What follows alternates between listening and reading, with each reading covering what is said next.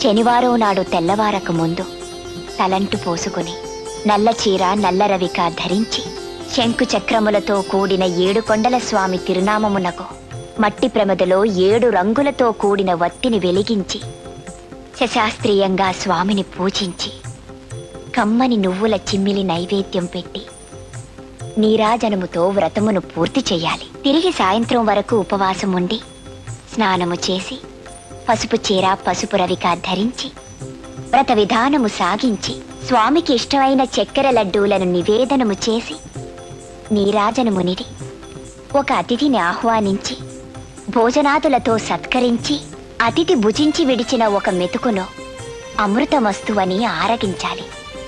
అప్పటికి ఆనాటి శనివార వ్రతం పూర్తవుతుంది. ఈ విధంగా 7 శనివారములు వ్రతమును చేసినచో ఉద్దేశించిన సత్ఫలమును పొందగలరు.